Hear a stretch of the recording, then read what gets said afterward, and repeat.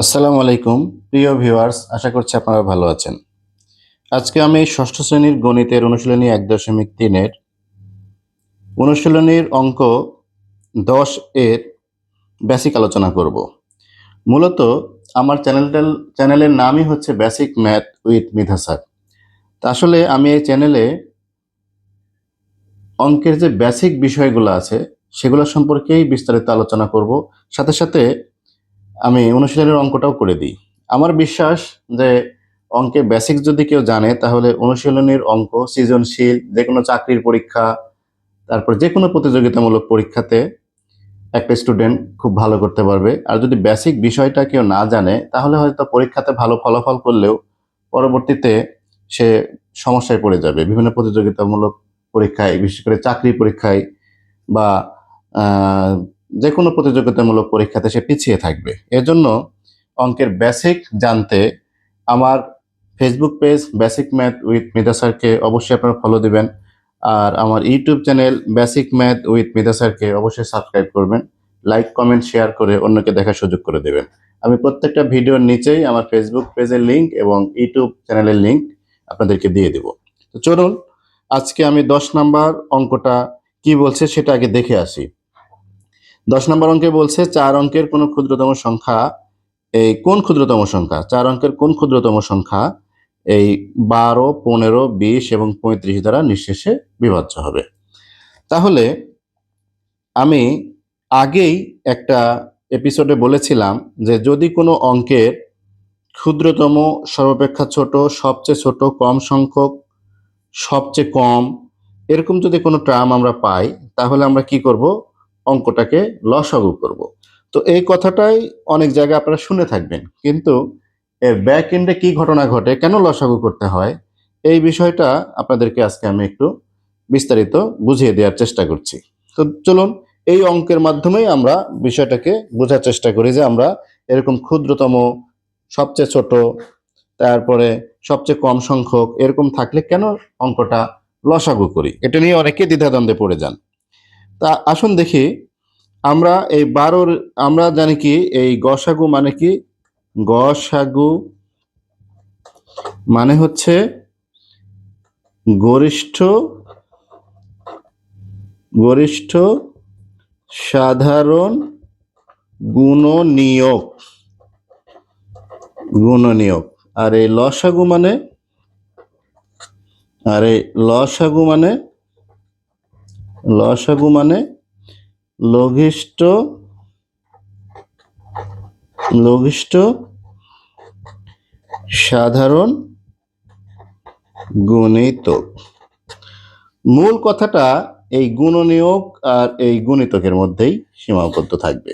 আসলে কেন এই অঙ্কগুলো কোথাও লসাগু করতে হয়, কোথাও গসাগু করতে হয়, এই মূল বিষয়টা এই দুইটা টার্মের মধ্যে নিহিত। একটা হচ্ছে গুণনীয়ক আর একটা হচ্ছে গুণিতক।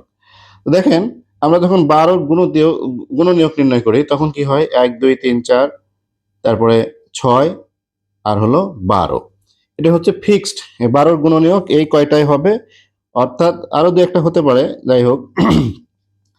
তো মেন কথা হলো 12 গুণনীয়ক কি হবে, এই 12 থেকে, এই 12 থেকে ছোট বা তার সমান হবে 12 গুণনীয়ক সমূহ।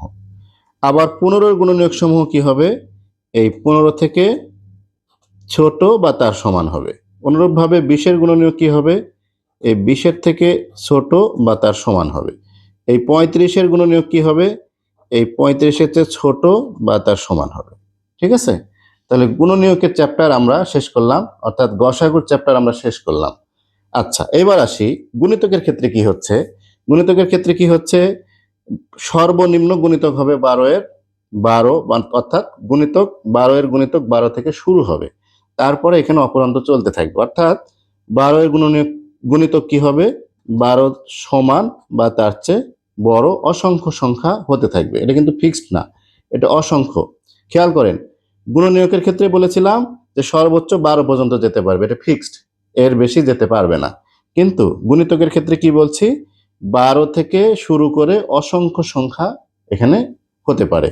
অনুরূপভাবে 15 গুণিতক কি হবে, এই 15 থেকে শুরু, তার চেয়ে বড় অসংখ্য সংখ্যা। অনুরূপভাবে 20-এর গুণিতক কি হবে? 20 থেকে শুরু, তারপরে অসংখ্য সংখ্যা। অনুরূপভাবে 35-এরও গুণিতক তাই হবে। ঠিক আছে?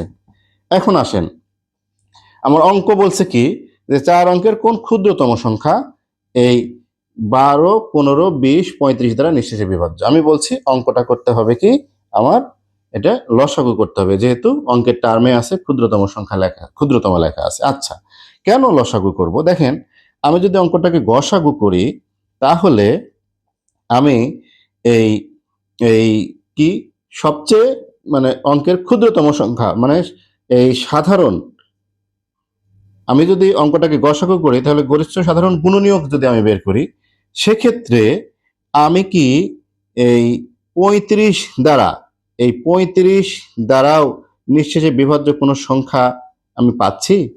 কারণ হলো কি, এমন একটা সংখ্যা বের করতে হবে আমার, যে সংখ্যাটা কি কি হবে, এই 35 দ্বারাও নিঃশেষে বিভাজ্য হবে, তারপরে কি হচ্ছে এই 20 দ্বারাও নিঃশেষে বিভাজ্য হবে, 15 দ্বারাও নিঃশেষে বিভাজ্য হবে, 12 দ্বারাও নিঃশেষে বিভাজ্য হবে। তাই করতে হবে না এমন একটা সংখ্যা, এই গসাগু যদি বের করি, তাহলে এখন দেখেন তো, আমি যদি এই 20 দ্বারা নিঃশেষে বিভাজ্য সংখ্যা বের করি, তাহলে সর্বোচ্চ এই 20 দ্বারা নিঃশেষে বিভাজ্য সংখ্যা গুণনীয়কের ক্ষেত্রে সর্বোচ্চ কত পর্যন্ত যাচ্ছে?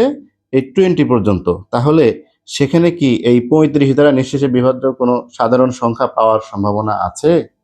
আবারও বলি, আমি যদি অঙ্কটাকে গসাগু করি অর্থাৎ গরিষ্ঠ সাধারণ গুণনীয়ক বের করি, সেক্ষেত্রে আমার এই এই সবগুলো দিয়ে ভাগ করতে হয়, এরকম একটা সাধারণ গুণনীয়ক আমাকে বের করতে হবে। সেক্ষেত্রে আমি যদি 35-এর একটা গুণনীয়ক বের করি, ধরেন 35-এর একটা গুণনীয়ক বের করি, সেটা এই যে 20-এর গুণনীয়ক আমি যদি 20 দ্বারা ভাগ করা যায়, আমি বলছে কি নিঃশেষে বিভাজ্য, এখানে বলছে কি যে 12, 15, 20 এবং 35 দ্বারা নিঃশেষে বিভাজ্য হতে হবে। এখন আমি দেখলাম কি যে 35 দ্বারা যে সংখ্যাটা নিঃশেষে বিভাজ্য হয়, সেটা কি এই 20 দ্বারা গুণনীয়কের ক্ষেত্রে 20 দ্বারা কি নিঃশেষে বিভাজ্য পাওয়া সম্ভব? কারণ হচ্ছে কি 20-এর গুণনীয়ক সর্বোচ্চ যেতে পারবে কত পর্যন্ত? এই 20 পর্যন্তই। তাহলে এই 20 দ্বারা নিঃশেষে বিভাজ্য সংখ্যা আর এই 35 দ্বারা নিঃশেষে বিভাজ্য সংখ্যা গুণনীয়কের ক্ষেত্রে পাওয়া সম্ভব, কারণ এই 20 দ্বারা যে নিঃশেষে বিভাজ্য সংখ্যা গুণনীয়কের ক্ষেত্রে সর্বোচ্চ 20 পর্যন্ত যেতে পারবে। তাহলে 35 পর্যন্ত সে যেতেই পারছে না। আবার দেখেন, এই 15 দ্বারা আমি যদি গুণনীয়ক বের করি, তাহলে 15 দ্বারা নিঃশেষে বিভাজ্য সংখ্যা গুণনীয়কের ক্ষেত্রে সর্বোচ্চ 15 পর্যন্ত যেতে পারছে, 20 পর্যন্ত যেতেই পারে না। আবার 12-র ক্ষেত্রে ঠিক একই কথা, 12-র ক্ষেত্রে যদি আমরা নিঃশেষে বিভাজ্য গুণনীয়ক বের করি, গুণনীয়ক, সেক্ষেত্রে সর্বোচ্চ সে 12 পর্যন্ত যেতে পারে, সে 15 পর্যন্ত যেতেই পারে না। অর্থাৎ এই অঙ্কটা গরিষ্ঠ সাধারণ গুণনীয়কের নিয়মে অর্থাৎ গসাগুর নিয়মে করা কোনোভাবেই সম্ভব না। তাহলে এখন আমরা দেখি লসাগুর ক্ষেত্রে কি হচ্ছে। লসাগুর ক্ষেত্রে আমাকে কি কি করতে হচ্ছে দেখেন, আমার লসাগুর ক্ষেত্রে আমি এখানে পাচ্ছি কি যে এই 12 এর গুণিতক কি হচ্ছে, 12 থেকে শুরু করে এখানে অসংখ্য সংখ্যা পাওয়া যাবে। আবার এই 15-র গুণিতক কি হবে, 15 থেকে শুরু করে এখানে অসংখ্য সংখ্যা, 20-এর গুণিতকও তাই হবে, 35-এর গুণিতকও তাই হবে। এখন আমার অঙ্কে যে বলছে যে আমার একটা ক্ষুদ্রতম সংখ্যা বের করতে হবে, যেটা কিনা 12, 15, 20 এবং 35 দ্বারা নিঃশেষে বিভাজ্য। তাহলে এখানে যেহেতু আমি অসংখ্য সংখ্যা 12 পাচ্ছি, এখানে 15-র অসংখ্য গুণিতক পাচ্ছি, এখানে গুণিতক পাচ্ছি, তার মানে কি এখানে কোনো একটা সাধারণ সংখ্যা আমরা এখানে পাওয়ার পসিবিলিটি আছে এবং পাবো। অর্থাৎ আমার যদি কোনো অঙ্কে লেখা থাকে যে সর্বাপেক্ষা ছোট, সবচেয়ে ছোট, কম সংখ্যক, সবচেয়ে কম, তাহলে এই সংখ্যা এই ঘটনাগুলোকে এরকম যদি টার্ম থাকে, তাহলে এটাকে আমরা কি করতে পারি, এই লঘিষ্ঠ সাধারণ গুণিতক অর্থাৎ লসাগুর নিয়মেই আমাদেরকে অঙ্কটা করতে হবে। তাহলে আশা করি যে কেন আমরা এই অঙ্কে ক্ষুদ্রতম, সবচেয়ে কম, কম সংখ্যক ইত্যাদি এরকম লেখা থাকলে আমরা এই অঙ্কটাকে আমরা লসাগু করি, এই বিষয়টা আপনাদেরকে খুব ভালোভাবে আমি বোঝাতে সক্ষম হয়েছি। তো এভাবে করে অঙ্কের বেসিক বিষয় শিখতে যদি আপনারা চান, তাহলে আমার Facebook page basic math with Medha স্যারকে অবশ্যই ফলো দিন। আর basic math with Medha sir নামে যে ইউটিউব চ্যানেলটা আছে, সেই চ্যানেলটাকে আপনারা অবশ্যই সাবস্ক্রাইব করুন। আমি আবার এই অঙ্কটাই আরেকটা এপিসোডে পরীক্ষার খাতায় কিভাবে লিখতে হবে সেটা আপনাদেরকে আমি দেখাই দেব। ওইটা দেখে আপনার পরীক্ষায় লিখবে না। এটা কিন্তু শুধু বেসিক আলোচনা করলাম শিখার জন্য, এইভাবে কিন্তু পরীক্ষার খাতায় লেখা যাবে না। তো সবাই ভালো থাকুন, সুস্থ থাকুন, এই কামনায় আজকে শেষ করছি। আল্লাহ হাফেজ।